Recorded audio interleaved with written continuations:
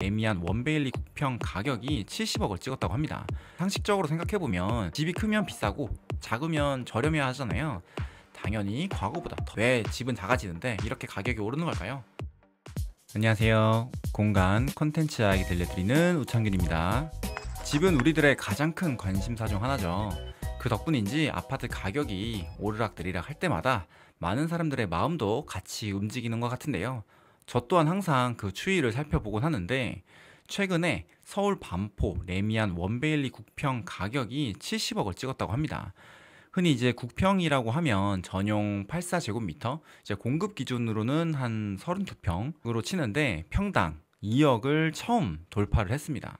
한 평에 2억이라니 지방 아파트 한 채 가격이랑 거의 맞먹는 수준인데요. 높은 가격은 뭐 그렇다 치더라도 국평이면 공급으로는 32평, 전용으로는 24평 정도입니다. 그러니까 생각보다 그렇게 크지 않은 크기임에도 가격은 계속해서 오르고 있는 거죠. 그러니까 상식적으로 생각해보면 집이 크면 비싸고 작으면 저렴해야 하잖아요.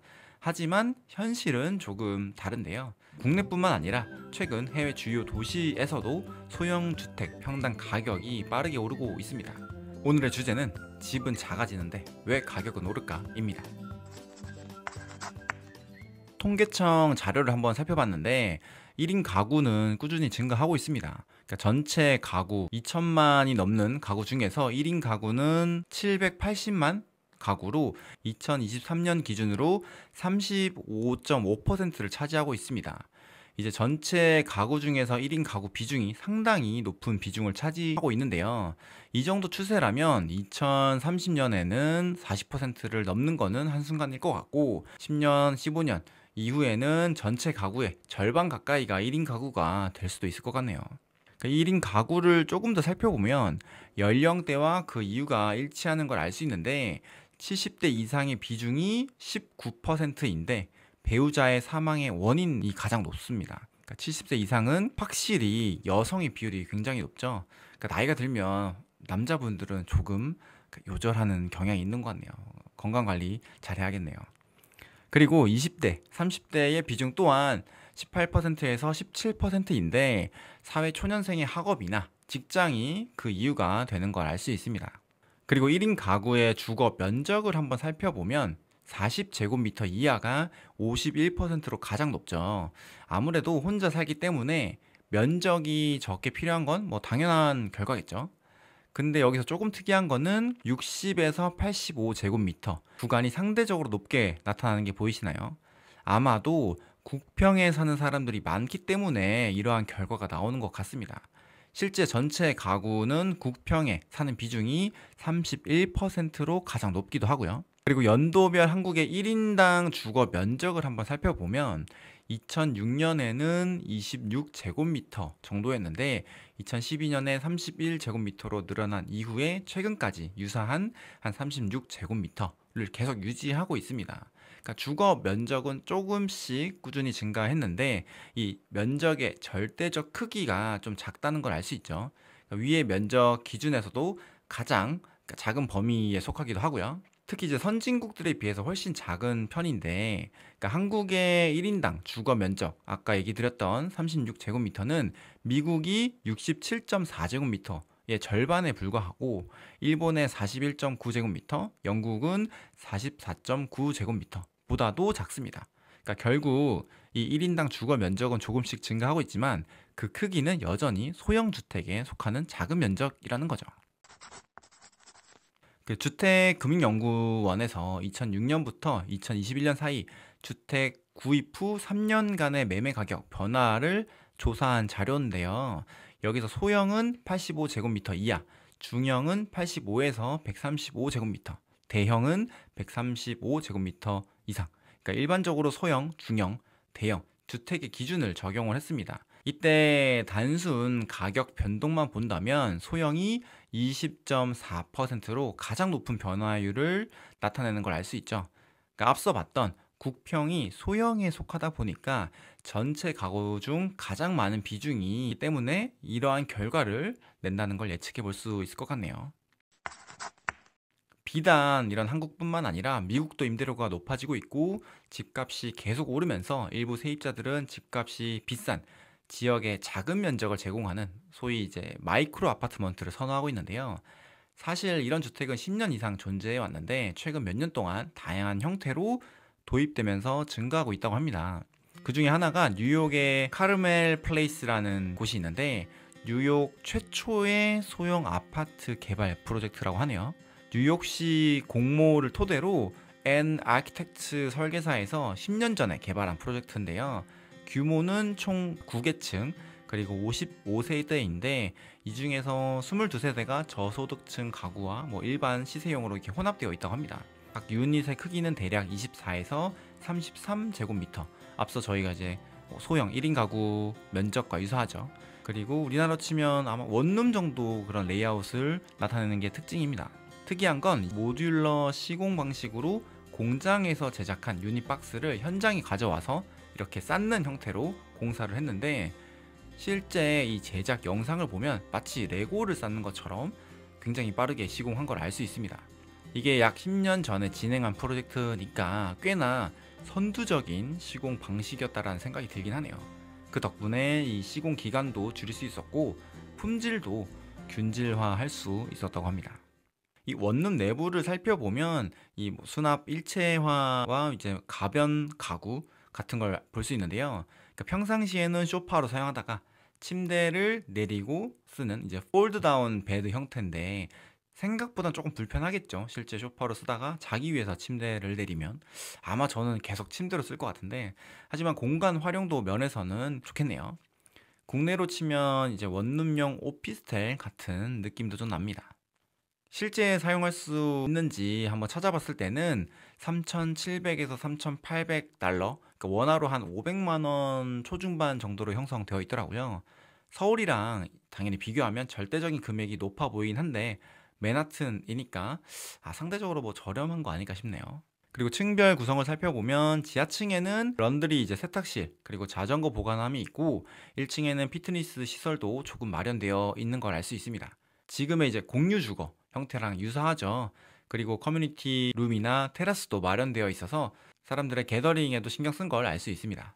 카르멜 플레이스가 10년 전 준공된 상품이라면 최근에는 코압스처럼 코리빙 상품이 주목받고 있기도 한데요. 작은 개인실을 그대로 유지하면서 공용부를 좀 더 풍부하게 구성하고 단기, 유연, 임대 형태로 이 마이크로한 공간과 다양한 공용 콘텐츠로 커뮤니티 운영으로 주목을 받고 있습니다. 면적은 9에서 한 12제곱미터로 꽤나 작지만 금액도 1,700에서 한 2,000달러 정도로 상대적으로 좀 더 저렴하게 구성되어 있습니다. 홈페이지를 한번 살펴보면 가구나 청소, 각종 이벤트를 포함한다는 부분도 있었고요. 입주 허들을 좀 낮추고 커뮤니티 유지에 조금 더 집중하는 듯한 느낌이 들더라고요. 그 카르멜 플레이스가 정책적으로 시도를 해서 만들어낸 업계의 시발점 같은 상품이라면 코압스는 운영과 커뮤니티에 좀 더 포커싱을 해서 대중적이고 트렌디하게 풀어낸 상품이라고 볼 수 있겠네요. 그러면 이웃나라 일본은 어떨까요? 일단 일본 전체에서도 1인 가구가 34%로 가장 큰 비중을 차지를 합니다. 2023년 생활형편 종합조사에 따르면 일본 내 가구 수는 5,400만 가구인데 이 중에 1인 가구가 1,849만 가구로 전체의 34%를 차지하고 있고요. 그리고 2025년 도쿄 1인 가구는 54.1%가 될 거라는 전망도 있습니다. 사실 2050년이면 25년 뒤니까 그렇게 길지 않다라고 저는 생각을 하는데 1인 가구가 절반을 훌쩍 뛰어넘는 전망이네요. 고령화가 먼저 시작된 일본이기도 하지만 1인 가구 또한 가파르게 증가하는 걸 알 수 있습니다. 도쿄에서는 1R, 1K, 이제 원룸, 한 개 주방은 약 한 15에서 20제곱미터로 구성되어 있거든요. 우리나라 치면 앞서 얘기 드렸던 원룸 같은 형태겠죠.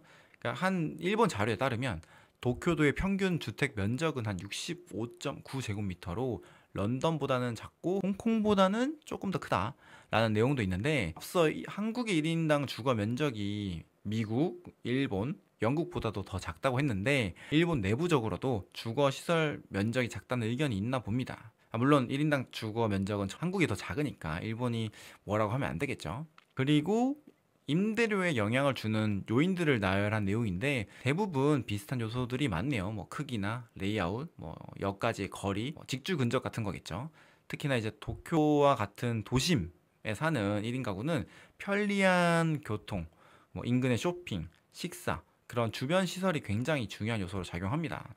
해외 자료인데 쇼핑이나 뭐 서비스, 액티비티 같은 편의시설, 그리고 일이나 학교, 이웃까지 걸어갈 수 있는 접근 편의성이 가장 중요한 요소 중 하나로 꼽히기도 했습니다. 뭐 요새는 카공족도 많잖아요. 카페에서 공부하는 분들. 그러니까 집은 10평도 되지 않지만 인근에 위치한 넓은 카페나 뭐 레스토랑, 라이브러리 같은 시설이 있으면 특히나 이제 프리랜서 같은 분들의 입장에서는 굉장히 중요한 요소일 거라 생각이 드네요. 그러니까 작은 주거 면적이어도 결국 교통, 편의시설이 충족된다면 그만큼 수요가 받쳐줄 수 있습니다.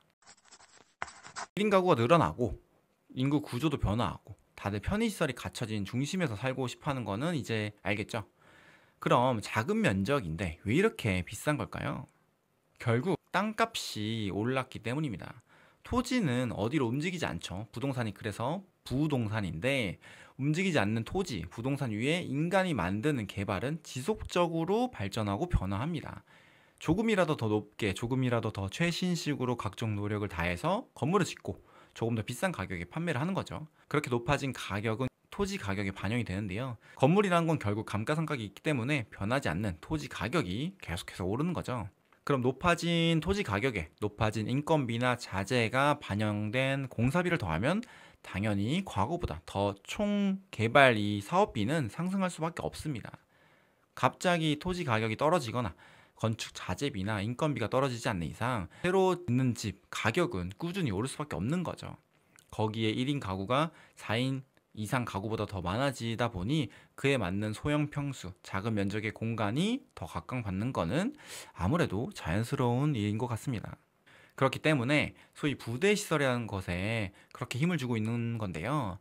부동산 가격은 비싸고 건축비도 높으니까 1인에게 제공할 수 있는 주거 공간의 절대적 면적이 늘어날 수가 없습니다. 대신 더 줄어들 수는 있죠. 그럼 자연스럽게 평단가가 올라가겠죠. 근데 이제 이 부대시설은 혼자가 아니라 여러 명이 사용하는 공간입니다.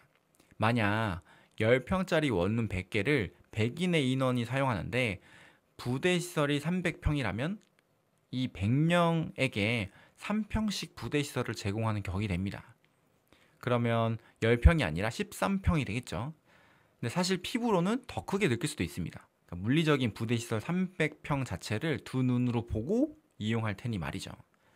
주거 공간의 특색을 주는 방법으로 부대시설을 사용하는 것도 있지만 절대적인 주거 공간을 늘리고 그만큼 높은 가격을 받기에 어려움이 아무래도 있다 보니까 부대시설로 이를 보완하는 경향이 있다는 겁니다. 그러면 왜 집은 작아지는데 이렇게 가격이 오르는 걸까요? 세 가지로 한번 정리를 해봤는데요. 첫 번째는 수요 구조의 변화입니다. 앞서 국내 1인 가구가 총 40%에 달한다고 말씀드렸죠. 일본도 마찬가지고요. 결국 1인 가구가 폭발적으로 늘어나면서 소형 면적에 대한 수요가 증가하고 있습니다. 물론 자산가분들은 혼자 살아도 뭐 100평 이런 데 살겠지만요. 두 번째는 입지의 프리미엄입니다. 1인 가구 특성상 집이 좁아도 직주 근접이나 역세권 같은 위치적 프리미엄을 선호합니다. 좁은 집 대신 넓은 주변 환경을 적극 활용하는 것이죠. 즉, 집의 부족한 공간적 영역을 외부에서 끌어오는 것입니다. 세 번째는 콘텐츠의 보완인데요. 집이 작아도 카르멜 플레이스가 시작한 공용부 커뮤니티와 최근 급속도로 발전하고 있는 부대 시설이 체류 경험을 확장시킬 수 있습니다. 결국 작은 집일수록 브랜드, 서비스가 더 중요하게 작용할 수밖에 없는 것이죠. 결국 작아지는 공간에도 불구하고 사람들이 어떻게 사용하는가가 가격을 결정하게 만듭니다. 여러분들은 작은 집이라도 입지와 컨텐츠가 좋다면 선택하실까요? 의견 남겨주시면 감사하겠습니다. 네, 오늘은 작아지는 집에 비해서 높아지는 가격에 대한 이야기를 해봤는데요. 내용이 유익하셨다면 구독과 좋아요 부탁드리겠습니다. 감사합니다.